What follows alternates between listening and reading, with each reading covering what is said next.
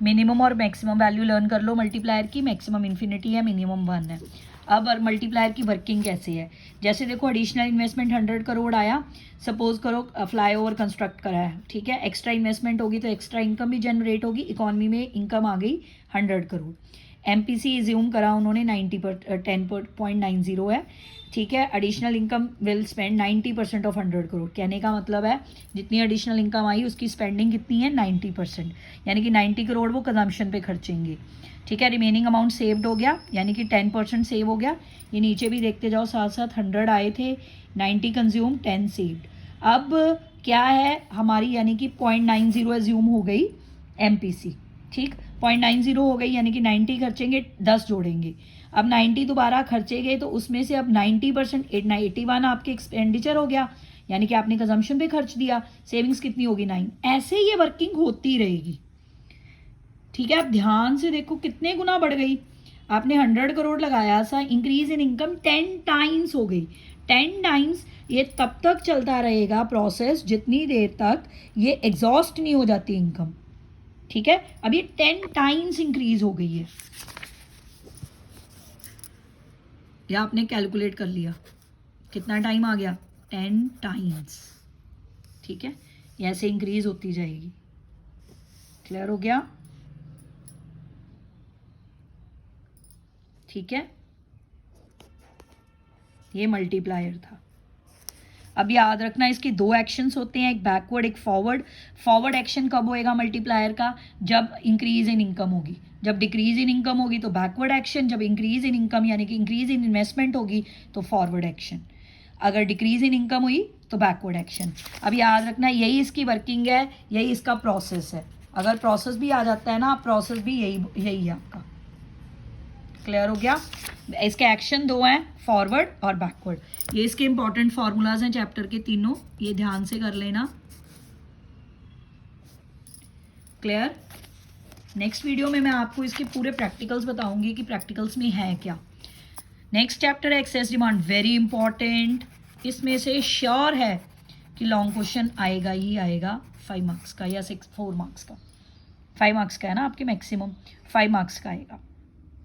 अब देखो आपने एडी पढ़ा, जब पे डिमांड और सप्लाई बराबर, एग्रीगेट डिमांड और supply, that is your equilibrium point. अब इसमें क्या है आपका एक्सेस डिमांड क्या है, जब आपकी एडी आपकी सप्लाई से ज़्यादा हो जाएगी तो क्या सिचुएशन हो जाएगी, एक्सेस डिमांड, ठीक है। एक्सेस डिमांड क्या होगी, आपके प्लान्ड इक्विलिब्रियम से ऊपर चला जाएगा डिमांड, ठीक है। ये वाई लाइन हो गई, ये आपकी सी लाइन होगी, सी प्लस आई।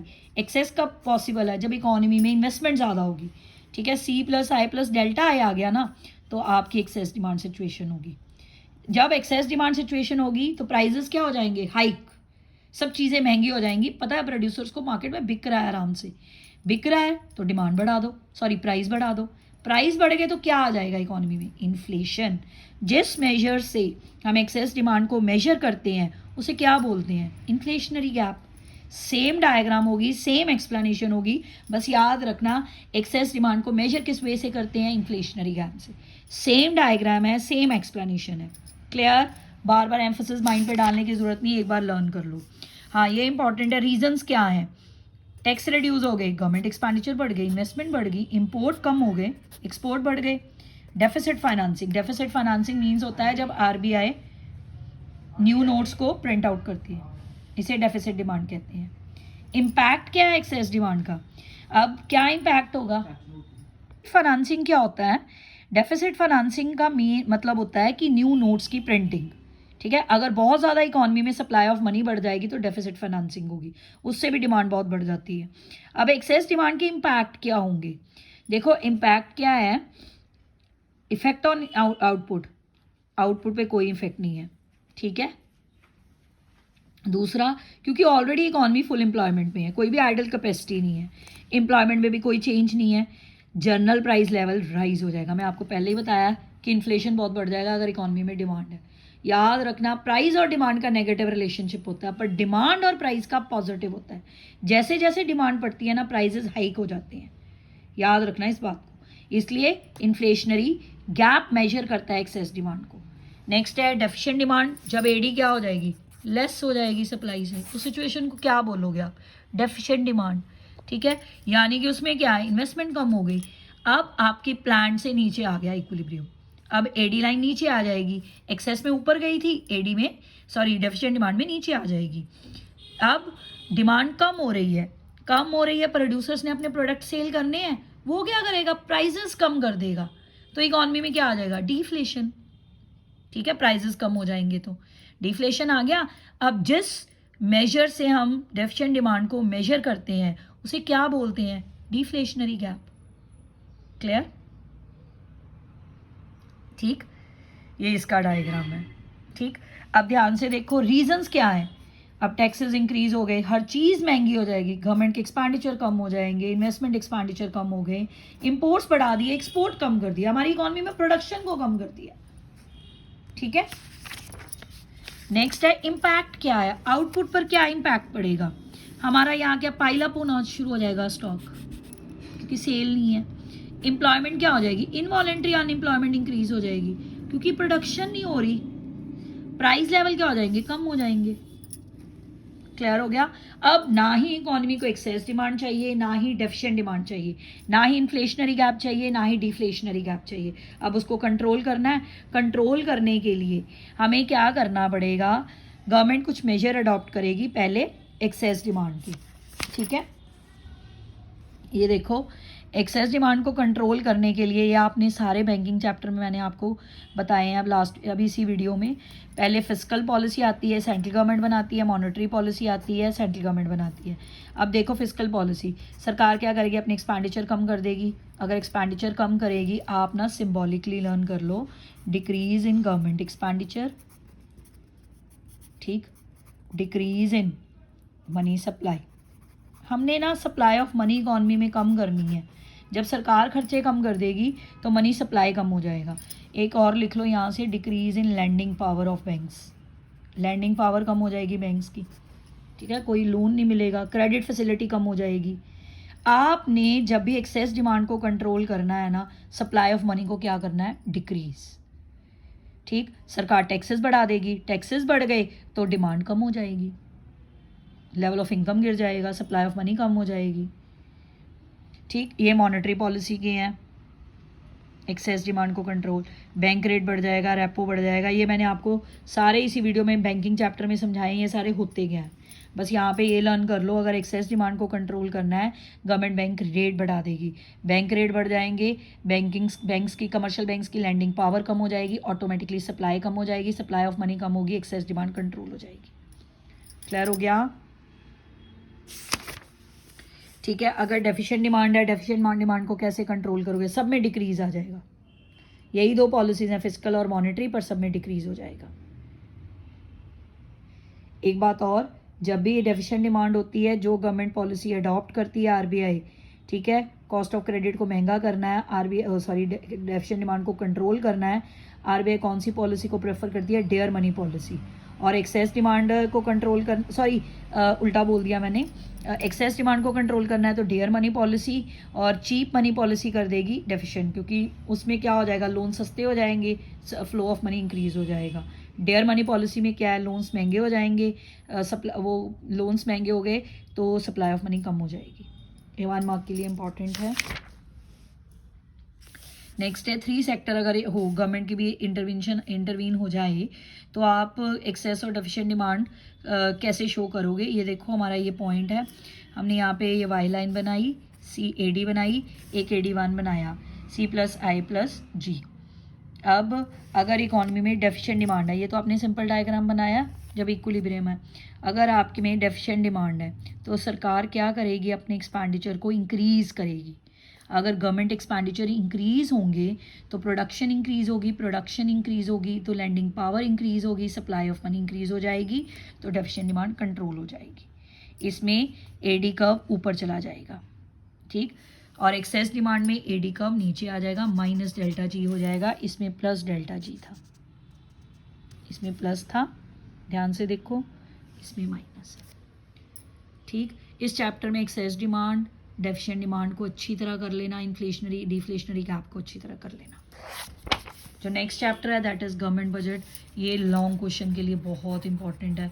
अब ये excess demand chapter, government budget, ठीक है, BOP balance of payment, foreign exchange और जो आपने बैंकिंग, ये all these are important chapter for long question, इन्हें ध्यान से करना। आ गया गवर्नमेंट बजट। बजट क्या है? गवर्नमेंट एक स्टेटमेंट जो गवर्नमेंट के एस्टिमेशन शो करती है किन दो कंपोनेंट्स का, रिसिप्ट और पेमेंट्स का। 31 मार्च एक साल का बनता है, 1 अप्रैल से 31 मार्च। इसको मतलब प्रेजेंट कब किया जाता है? फर्स्ट वीक ऑफ फेब कह सकते हो आप ईच ईयर। फाइनेंस मिनिस्टर इसे प्रेजेंट करता है, ठीक है, इंडिया में। क्लियर है? उसे बजट स्पीच बोलते हैं, लोकसभा में जाता है। इसकी एक कॉपी यूनियन बजट की राज्यसभा में जाती है। क्लियर हो गया? I repeat, budget is a statement which shows the receipt and expenditure of government during an fiscal year. 1 अप्रैल से 31 मार्च को फिस्कल ईयर बोलते हैं। इसे कब लॉन्च किया जाता है या कब प्रेजेंट किया जाता है? 1st day of Feb each year, 1st week of Feb each year होता है, ठीक। इसमें सब कुछ प्लान्ड होता है फ्यूचर के लिए। फाइनेंस मिनिस्टर इसे प्रेजेंट करता है। Clear? Next objective very important, इस चैप्टर का कुछ भी मत छोड़ना, सब कुछ याद करके जाना। ऑब्जेक्टिव है एलोकेशन ऑफ रिसोर्सेज। हमारी इकोनॉमी में रिसोर्सेज लिमिटेड हैं।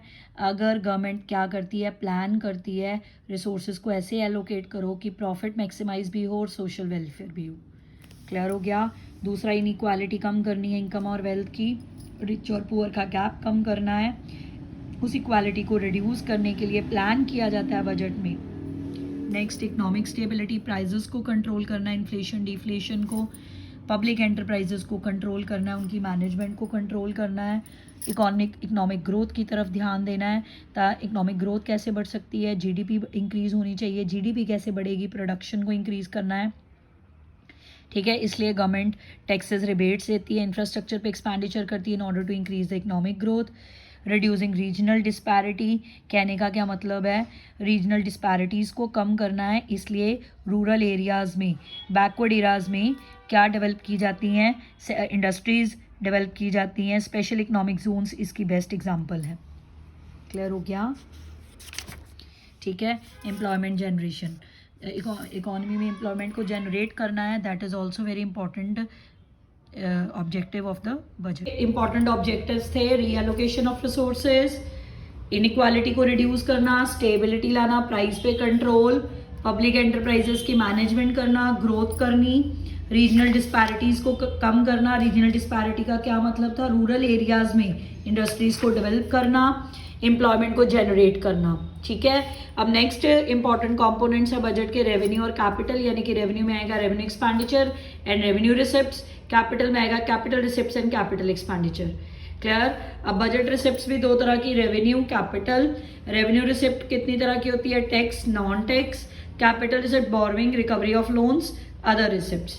अब रेवेन्यू रिसिप्ट्स कौन सी होती है? ध्यान से डेफिनेशन लर्न करना। जो ना लाइबिलिटी क्रिएट करे ना ही एसेट में रिड्यूस करे। इसमें नीदर नॉर है, ना ही एसेट रिड्यूस होगा ना ही लाइबिलिटी क्रिएट होगी, हम उसे रेवेन्यू रिसिप्ट बोलेंगे। ये रेवेन्यू रिसिप्ट की डेफिनेशन है, ध्यान से देखो। Neither create liability nor reduces asset, ठीक है। दोनों कंडीशन अगर सेटिस्फाई होगी, वो चीज़ क्या होगी? Revenue receipt. अब इसके टू सोर्सेज है, tax and non tax. Tax क्या होता है? जो रिसिप्ट्स हमें टैक्स के थ्रू रिसीव होंगी वो टैक्स रिसिप्ट्स हैं। टैक्स एक यूनिलेटरी वन साइड पेमेंट है जो कंपलसरी पेमेंट होती है made by people to government, ठीक है जी। दो तरह के हैं, डायरेक्ट और इनडायरेक्ट। इनकम टैक्स कौन सी नेचर का होता है? डायरेक्ट टैक्स, जिसकी बर्डन जिस पर इम्पोज किया जाता है उसी को डिपॉजिट करवाना होता है, इसकी बर्डन शिफ्ट नहीं हो सकती, हम उसे डायरेक्ट टैक्स बोलते हैं। इसकी एग्जांपल है इनकम टैक्स, प्रॉपर्टी टैक्स, ठीक है। इनडायरेक्ट टैक्स क्या होता है? शिफ्ट, इसकी बर्डन शिफ्ट हो जाती है, इम्पोज किसी पर होता है, पे कोई करता है। जीएसटी एग्जांपल है, GST, custom duty, excise duty, all these are the examples of indirect tax. Clear? ये इसका डिफरेंस है। अब थोड़ी एग्जांपल है, डायरेक्ट है, कॉर्पोरेशन टैक्स डायरेक्ट है, गुड्स एंड सर्विसेज इनडायरेक्ट है, इनकम डायरेक्ट है, कैपिटल गेन डायरेक्ट है, ठीक। अब आती है नॉन टैक्स रेवेन्यू रिसिप्ट्स। ये वो रिसिप्ट्स हैं जो हम टैक्स के अलावा कलेक्ट करते हैं। इंटरेस्ट, गवर्नमेंट जो लोन प्रोवाइड करती है उस पर इंटरेस्ट मिलता है, वो नॉन टैक्स है। Profits and dividend from public enterprises, fees जैसे death fee, registration fees, import fees, ठीक है, birth fees, licence fees, all these are the non tax receipts. Fee, fines and penalties, final penalty आ गया, जैसे आपका देखो आपने रेड लाइट जंप करा है, टैक्स नहीं पे करा, उसकी पेनल्टी। एस्टीट क्या होता है, जब किसी पर्सन की डेथ हो जाती है, उसका कोई लीगल हेयर नहीं है, ठीक है, उसकी सारी प्रॉपर्टी किसको बिलोंग करेगी, गवर्नमेंट को, that properties are known as escheat properties. Gifts and grants, foreign organisation, foreign government या इंटरनेशनल ऑर्गेनाइजेशंस हमारी गवर्नमेंट को कोई गिफ्ट्स और ग्रांट देती है, ठीक है, that is also a non tax. Four feature क्या होते हैं, जैसे कोर्ट्स में अगर आप प्रॉपर फॉर्मेलिटीज़ नहीं करते, कॉन्ट्रैक्ट्स को नॉन फुलफिलमेंट रखते हो, पूरा नहीं करते, जो पेनल्टीज़ लगती हैं उसे फोर फीचर्स बोलते हैं। स्पेशल असेसमेंट, अगर कोई डेवलपमेंट एक्टिविटीज से आपकी प्रॉपर्टी की वैल्यू इंक्रीज हो गई है, ठीक है, तो उसे हम स्पेशल असेसमेंट बोलते हैं। जैसे अगर मेट्रो स्टेशन आसपास बन गया प्रॉपर्टी के और उसकी डेवलपमेंट हो चुकी है, तो उसकी प्रॉपर्टी की वैल्यू इंक्रीज हो जाएगी, क्लियर, तो उसका डेवलपमेंट एक्सपेंडिचर ऑनर से रिकवर किया जाता है, उसे बोलते हैं स्पेशल असेसमेंट। नेक्स्ट है कैपिटल रिसिप्ट्स। कैपिटल रिसिप्ट ना ही ये या लाइबिलिटी क्रिएट करती हैं या एसेट को रिड्यूस करती हैं। वो कौन सी थी, revenue neither create any liability nor reduces asset. इसमें है ईदर क्रिएट अ लाइबिलिटी और cause a reduction in asset. ये इसका देखो ध्यान से, ये दोनों कंडीशंस होनी चाहिए इसमें, ईदर क्रिएट अ लाइबिलिटी और रिड्यूस इन एन एसेट। जो भी ये कंडीशन को सेटिस्फाई करेगा एनी वन को, वो कैपिटल रिसिप्ट हो जाएगी। अब इसके सोर्सेस क्या है, बोरोइंग्स, जैसे गवर्नमेंट अपने एक्सपेंडिचर को मीट करने के लिए बोरो करती है ओपन मार्केट से, आरबीआई से, फॉरेन गवर्नमेंट से, वो क्या हो गई, इसकी लायबिलिटीज इंक्रीज हो गई गवर्नमेंट की, तो वो क्या हो गई, capital receipt. Recovery of loans, जो गवर्नमेंट ने किसी को लोन दिया है, अगर उसकी रिकवरी हो जाती है तो एसेट रिड्यूस हो जाएगा, ठीक है, तो वो रिकवरी ऑफ लोन्स भी क्या हो गई, कैपिटल रिसिप्ट्स। अदर रिसिप्ट्स क्या है, डिसइन्वेस्टमेंट। डिसइन्वेस्टमेंट क्या होता है, जब गवर्नमेंट अपने पब्लिक एंटरप्राइज का एक पार्ट प्राइवेट सेक्टर को सेल कर देती है, तो उसे डिसइन्वेस्टमेंट बोलते हैं। स्मॉल सेविंग्स, जैसे गवर्नमेंट स्मॉल सेविंग्स के फॉर्म में पब्लिक से फंड रेज करती है, उसे कहते हैं स्मॉल सेविंग्स। इससे क्या होता है, लायबिलिटी इंक्रीज हो जाती है, क्योंकि अपने फंड क्या करे हैं, रेज करे हैं, ठीक है। इसमें आ जाते हैं किसान विकास पत्रास, नेशनल सेविंग सर्टिफिकेट्स। क्लियर हो गया, ठीक है। एक होती है डेट क्रिएटिंग कैपिटल रिसिप्ट, जिससे गवर्नमेंट का डेट क्रिएट हो, वो डेट क्रिएटिंग, जिससे ना हो नॉन डेट। ये थोड़ी सी एग्जांपल्स हैं, ध्यान से पढ़ लो। लोन, ये कैपिटल है कि रेवेन्यू है, ये लर्न कर लेना अच्छी तरह। अगर आपको मीनिंग क्लियर है तो आपको पता चल जाएगा कौन सा कैपिटल है, कौन सा रेवेन्यू है। नेक्स्ट आते हैं एक्सपेंडिचर, ये भी दो तरह के हैं, रेवेन्यू और कैपिटल। रेवेन्यू एक्सपेंडिचर कौन सा है, जो ना ही एसेट को क्रिएट करेगा ना ही लाइबिलिटी को रिड्यूस करेगा। अब एक्सपेंडिचर फॉर्म में आ गए हो, पहले रिसिप्ट्स थी, है वही, neither create any asset nor reduce any liability. इसकी भी यही, ये देखो, ये दो कंडीशंस है रेवेन्यू एक्सपेंडिचर की। कैपिटल एक्सपेंडिचर में क्या आएगा, कैपिटल एक्सपेंडिचर की ईदर क्रिएट एन एसेट और reduces a liability, either create asset और रिड्यूसेस अ लाइबिलिटी, इसे हम क्या बोलेंगे, कैपिटल एक्सपेंडिचर। क्लियर हो गया, ठीक है। ये कुछ कैटेगरीज हैं, कौन सी रेवेन्यू एक्सपेंडिचर है, कौन सी कैपिटल, ध्यान से कर लेना, ये भी इम्पॉर्टेंट है फाइनल एग्जाम के पॉइंट ऑफ व्यू से, ध्यान से देख लो। कोई भी अगर क्वेरी होगी देन कमेंट मी। अब ये देखो, दो चार्ट बने हुए हैं, पाए बने हुए हैं कि इंडिया में rupees come from and rupees goes to, कहाँ जाते हैं। देखो, बोरोइंग्स एंड लायबिलिटीज़ में इनकम टैक्स में आते हैं, यूनियन एक्साइज ड्यूटी से, कॉर्पोरेशन टैक्स से, जीएसटी से, कस्टम ड्यूटी से, नॉन डेट कैपिटल रिसिप्ट से, नॉन टैक्स रिसिप्ट से।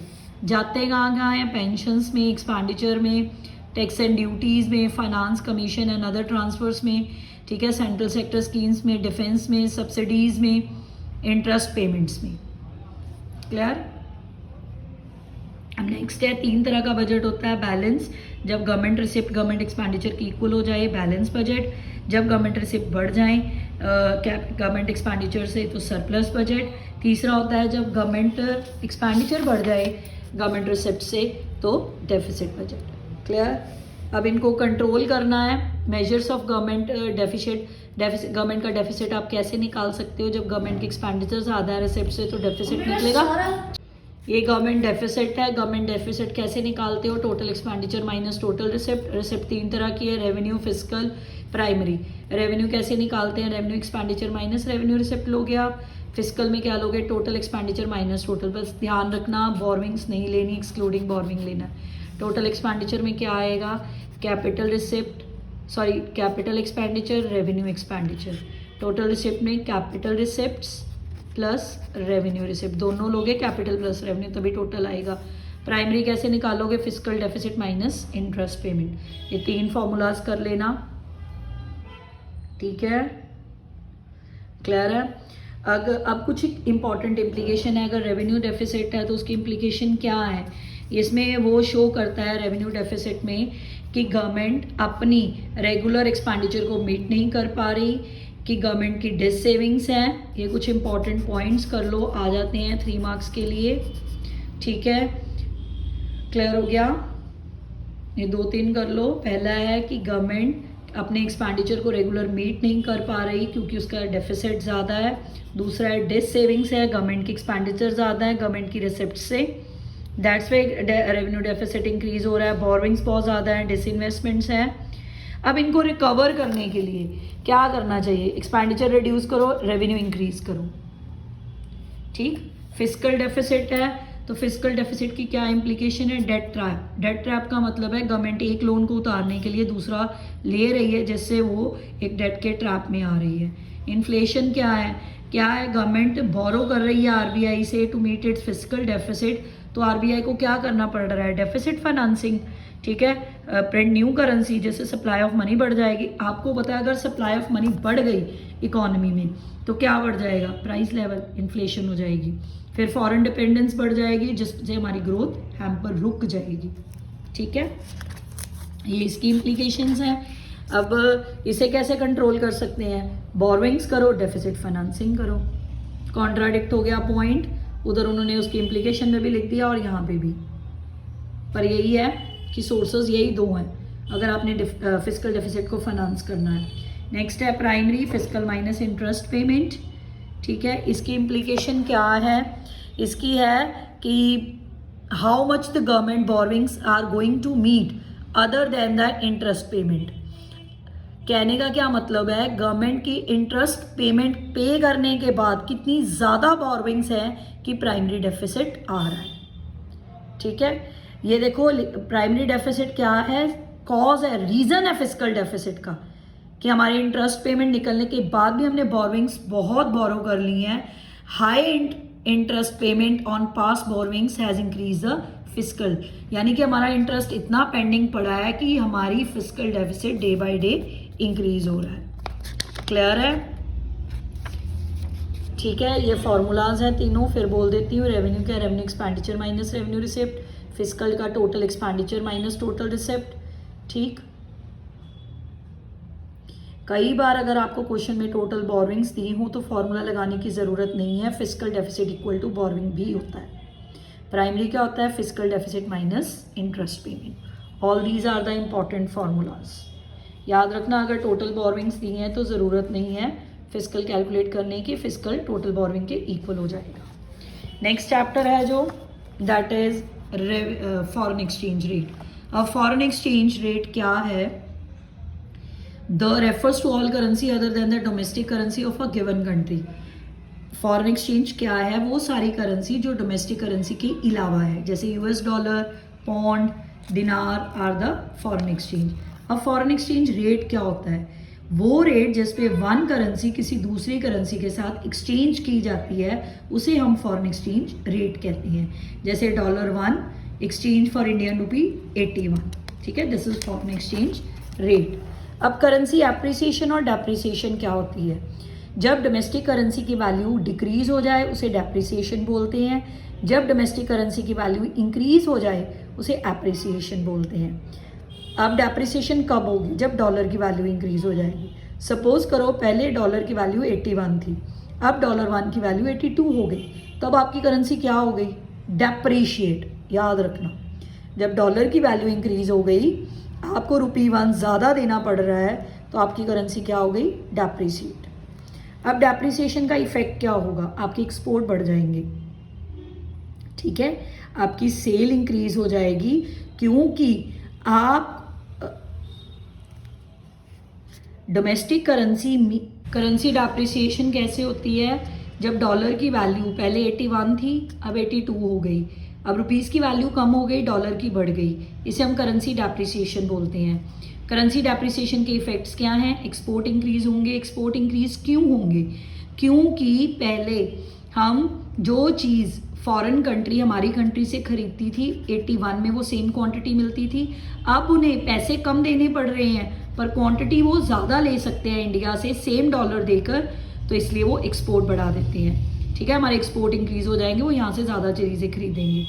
पर इंपोर्ट कम हो जाएंगे, क्योंकि अगर हम फॉरेन गुड खरीदते हैं, हमें पहले $1 81 के बराबर था, पहले वो सेम चीज़ 81 में मिलती थी, अब 82 में मिल रही है, हमें महंगी मिल रही है, उनको सस्ती मिल रही है, इसलिए वो एक्सपोर्ट बढ़ा देंगे, हमारे इंपोर्ट्स कम हो जाएंगे, नेशनल इनकम इंक्रीज होगी क्योंकि एक्सपोर्ट बढ़ गए, ठीक है। अब करेंसी डेप्रिसिएशन को ऐसे भी लिख के आ सकता है, डोमेस्टिक और home currency has depreciated, there is a fall in the price of domestic currency, domestic currency has become less valuable, foreign currency have become more valuable, exchange rate of domestic currency falls, there is a decrease in exchange rate of home currency, exchange rate of domestic currency has become weaker, clear।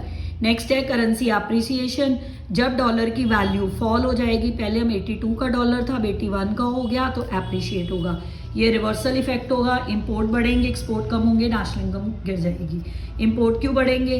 पहले हमें same चीज़ 82 में मिलती थी, अब हमें 81 में मिल रही है, सस्ती मिल रही है, उनको यहाँ महंगी मिल रही है, इसलिए रिवर्स रिलेशनशिप हो जाएगा, ठीक है। अब नेक्स्ट है, 3 तरह के फॉरेन एक्सचेंज सिस्टम होते हैं, फिक्स्ड, फ्लेक्सिबल, मैनेज। फिक्स्ड क्या होता है?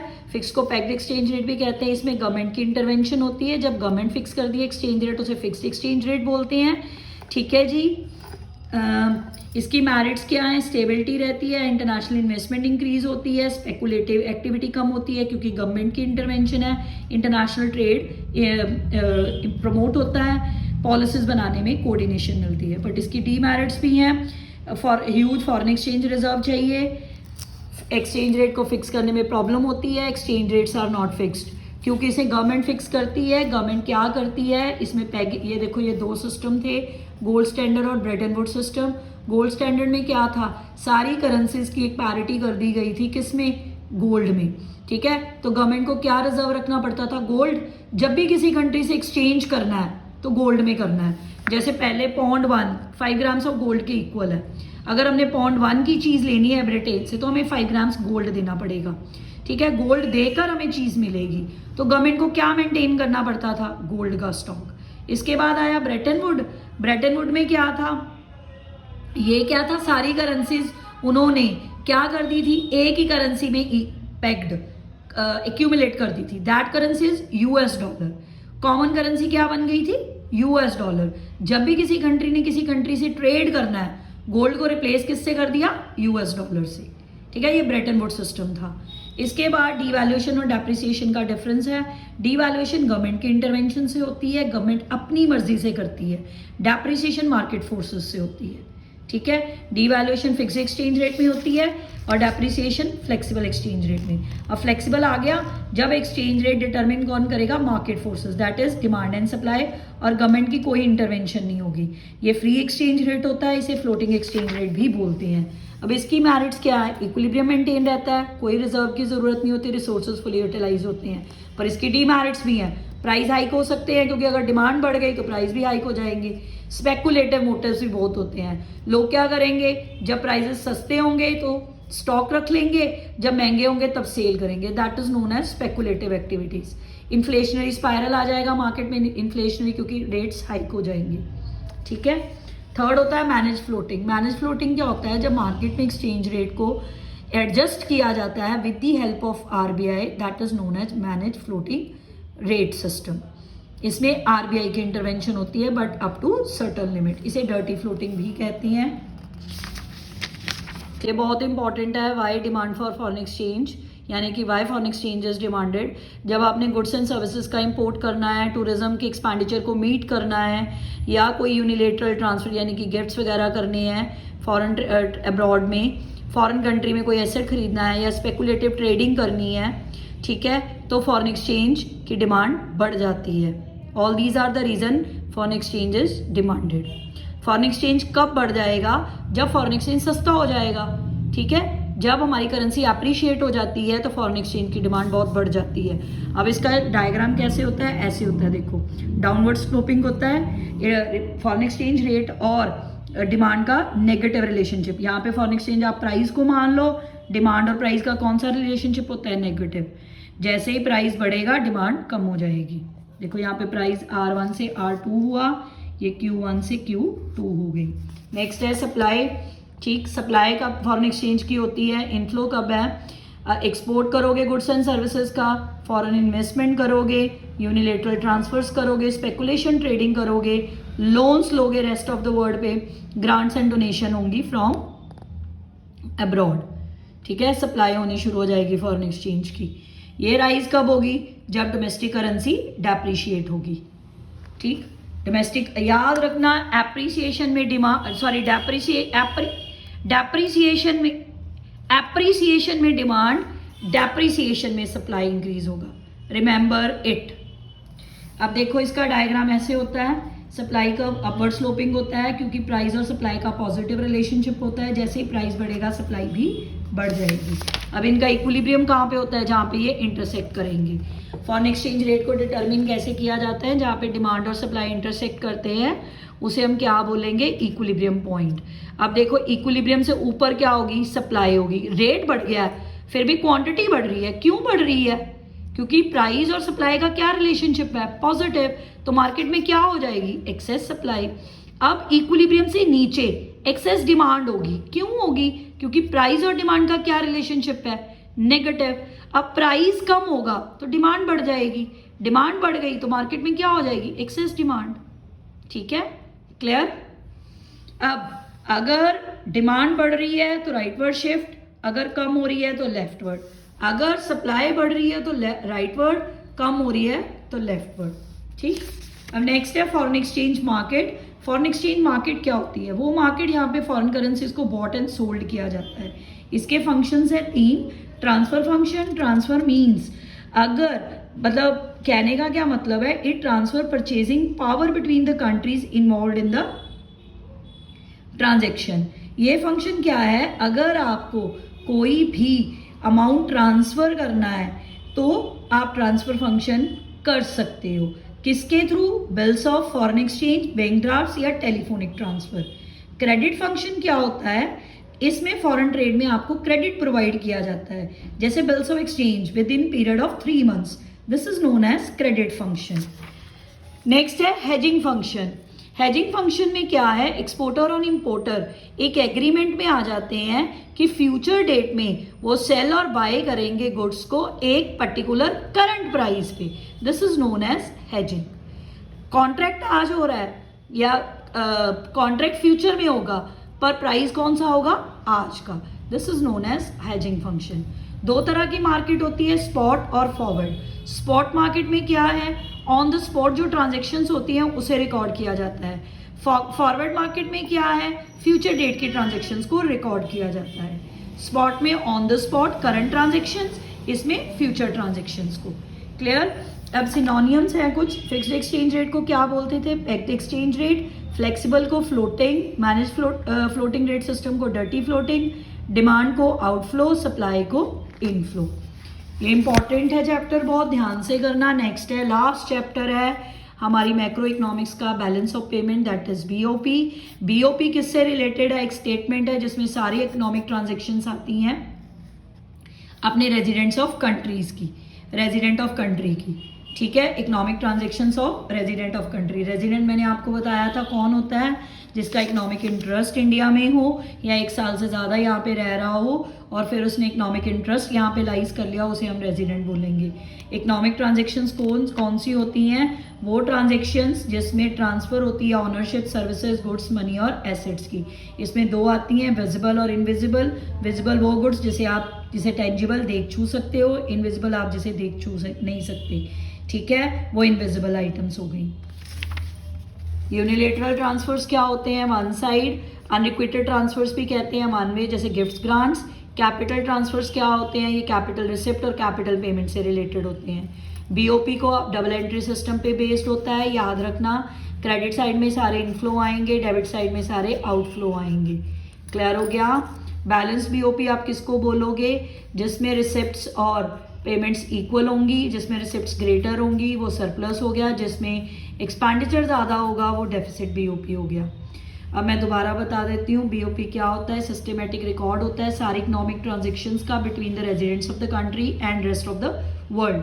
Sorry, residents of the country और रेस्ट ऑफ द वर्ल्ड की जो इकोनॉमिक ट्रांजेक्शन्स हैं उसे हम बीओपी कहते हैं। इसमें क्या क्या इंक्लूड होता है? Visible, invisible, unilateral, capital transfers. ये फ्लो कंसेप्ट है, डबल एंट्री सिस्टम बेस्ड है। बीओपी बताया मैंने अभी आपको क्या है? इकोनॉमिक ट्रांजैक्शन है रेजिडेंट्स और रेस्ट ऑफ द वर्ल्ड के बीच में। अब बीओटी आ गया, एक्सपोर्ट और इंपोर्ट का डिफरेंस बीओटी होता है, ठीक है। एक्सपोर्ट में से इंपोर्ट माइनस कर दो। याद रखना वाइडेस्ट कंसेप्ट है बीओपी विच इंक्लूड्स बीओटी। ये भी सेम है, balance on balance of BOT. जब सरप्लस कब आएगा? जब एक्सपोर्ट ज़्यादा होगा, जब इंपोर्ट ज़्यादा होगा तो डेफिसिट आएगा, ठीक है। अब बीओपी के कंपोनेंट 2 हैं, करंट और कैपिटल अकाउंट। करंट अकाउंट में आप import and export of goods and services unilateral transfers की ट्रांजैक्शंस को रिकॉर्ड करोगे। रिमेंबर इट, इसमें कोई भी एसेट और लाइबिलिटी का इम्पैक्ट पोजीशन नहीं शो करना। किसका करना है? हमने सिर्फ करंट अकाउंट में गुड्स एंड सर्विसेज और यूनिलेटरल ट्रांसफर्स का। अब इसमें क्या आता है? पहला component export and import of goods and services, ठीक, इसमें विजिबल ट्रेड आता है।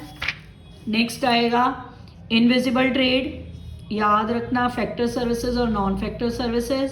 Shipping, banking, insurance non factor होगी। यूनिलेटरल, क्लियर हो गया? ये करंट अकाउंट है, ठीक है। अगर क्रेडिट साइड बड़ी होगी तो क्या आएगा? सरप्लस। अगर डेबिट साइड बड़ी होगी तो क्या आ जाएगा? डेफिसिट, ठीक,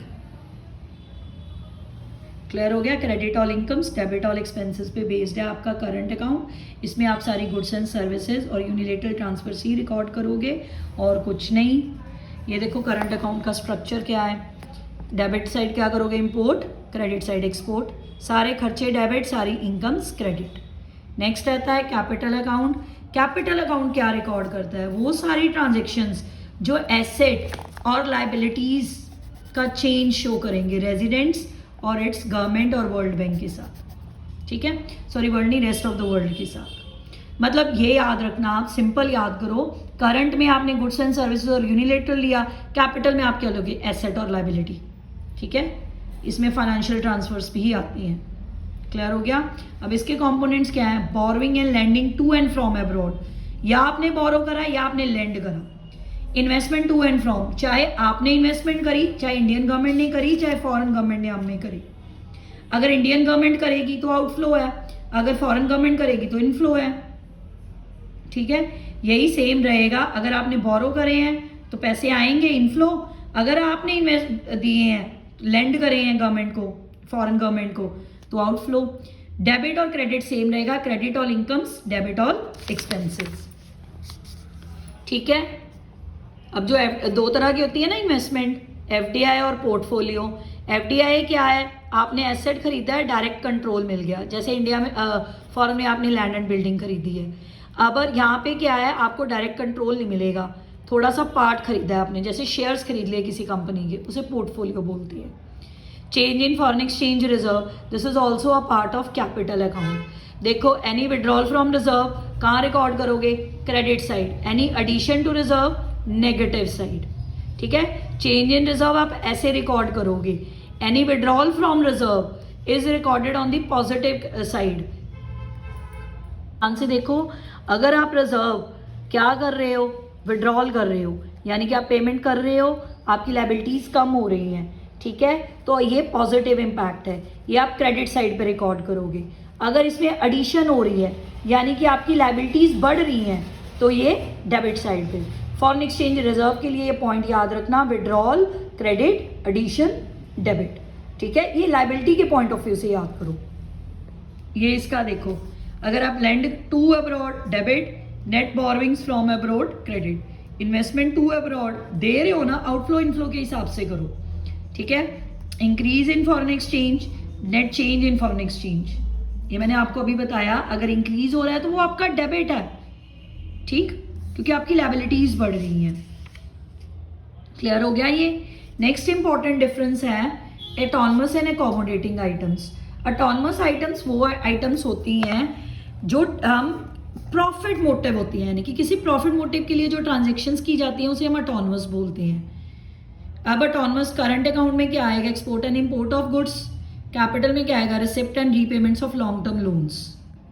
क्लियर, इनका मेन मोटिव क्या है, प्रॉफिट। एकोमोडेटिंग आइटम्स क्या होती हैं, एकोमोडेटिंग आइटम्स वो आइटम्स होती हैं जो एकोमोडेट करती हैं बीओपी अकाउंट को। कहने का क्या मतलब है, सरप्लस और डेफिसिट को कवर करने के लिए कुछ आइटम्स चाहिए होती हैं, हेल्प चाहिए होती है कई आइटम्स की, वो कौन सी आइटम्स होती हैं, एकोमोडेटिंग। इन्हें अबव द लाइन, ऑटोनमस को अबव द लाइन बोलते हैं, इन्हें बिलो द लाइन बोलते हैं। जो ऑटोनमस आइटम्स हैं वो करंट और कैपिटल दोनों में आती हैं, एकोमोडेटिंग सिर्फ कैपिटल अकाउंट में आती हैं। ऑटोनमस जो आइटम्स होती हैं वो इंडिपेंडेंट होती हैं, पर जो एकोमोडेटिंग होती हैं वो बीओपी के बैलेंस को मेंटेन करने में हेल्प करती हैं। Clear, autonomous profit motive, accommodating to cover deficit और surplus in autonomous transaction, that is known as accommodating items. Clear हो गया। अब है, अगर बीओपी में डेफिसिट आता है यानी कि इनफ्लो ज़्यादा है, अगर सरप्लस आता है यानी कि आउटफ्लो ज़्यादा है।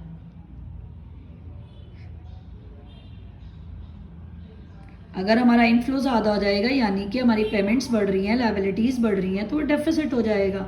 अगर out inflow on the autonomous transaction exceed, अच्छा अगर आप इस आइटम से ही कंपेयर कर लो तो जल्दी समझ आएगा ऑटोनमस और एकोमोडेटिंग से। दोबारा बोलने लगी हूँ, ध्यान से समझना।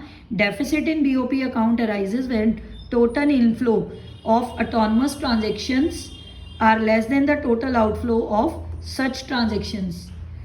ठीक है, कहने का क्या मतलब है, डेफिसिट कब आएगा, जब टोटल इनफ्लो अपनी ऑटोनमस ट्रांजेक्शंस का लेस हो जाएगा आउटफ्लो से। इनफ्लो बढ़ गया तो डेफिसिट, आउटफ्लो बढ़ गया तो सरप्लस, बस यही याद कर लो। नेक्स्ट है ऑफिशियल रिजर्व। ऑफिशियल रिजर्व एक ऐसा रिजर्व है जो फॉरेन एक्सचेंज रिजर्व से रिलेटेड होता है। इसमें क्या आता है, कौन सी ट्रांजेक्शन्स होती हैं जो मॉनेटरी अथॉरिटीज़ यानी कि आरबीआई की आती हैं ट्रांजेक्शन्स, किससे रिलेटेड होती हैं, फॉरेन एक्सचेंज से। ठीक है, इसे हम ऑफिशियल रिजर्व ट्रांजेक्शन्स बोलते हैं। अब क्या है, ध्यान से पढ़ना, the transactions carried by monetary authorities which cause changes in official reserve are termed as official reserve transactions. Autonomous receipts and autonomous payments give rise to either, important topic है autonomous and accommodating items. जो transaction BOP में आती हैं उन्हें दो items में categorise किया गया है। First one is autonomous. Autonomous कौन सी इकोनॉमिक ट्रांजेक्शन्स हैं जिनका मेन मोटिव होता है प्रॉफिट अर्न, इन्हें अबव द लाइन आइटम्स बोलते हैं।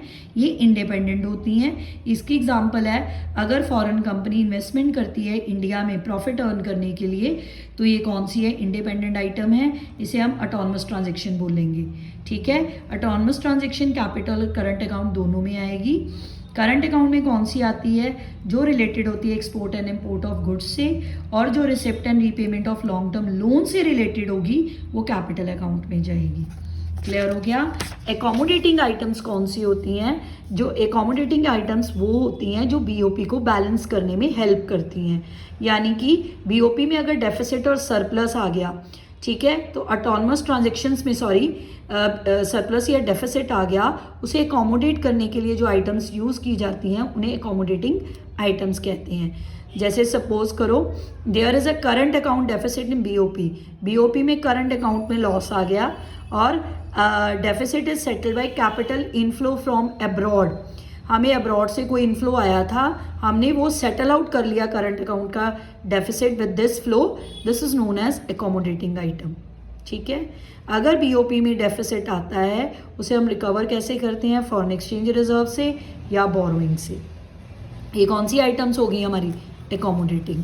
याद रखना ऑटोनमस प्रॉफिट मोटिव, एकोमोडेटिंग जो बीओपी को बैलेंस करने में हेल्प करती हैं। ये इंडिपेंडेंट होती है ऑटोनमस, इन्हें अबव द लाइन बोलती है, एकोमोडेटिंग बिलो द लाइन होती हैं और ये कैपिटल अकाउंट में आती हैं सिर्फ, ये इंडिपेंडेंट नहीं होती। हमारे बीओपी में सरप्लस और डेफिसिट कब आ सकता है, जब इनफ्लो बढ़ जाएंगे तो डेफिसिट, जब आउटफ्लो बढ़ जाएंगे तो लॉस आएगा। क्लियर, ये ध्यान से देख लो।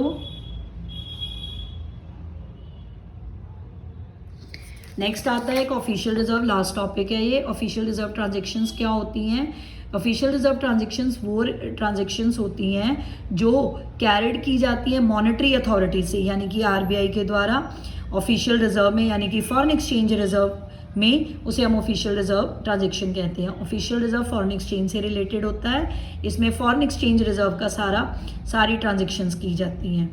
ठीक है, अब अगर इसमें सरप्लस या डेफिसिट आता है इसकी वजह से, तो सेंट्रल बैंक में फाइनेंस डेफिसिट कैसे कवर अप करेगी, क्या रिड्यूस कर देगी, अपना फॉरेन एक्सचेंज रिजर्व रिड्यूस कर देगी या बोरोइंग्स करेगी in order to cover the deficit. All these are about your macroeconomic. This is full video, one shot video for full macro. ठीक है, वीडियो को ध्यान से देखना, हर एस्पेक्ट को मैंने कवर करा है।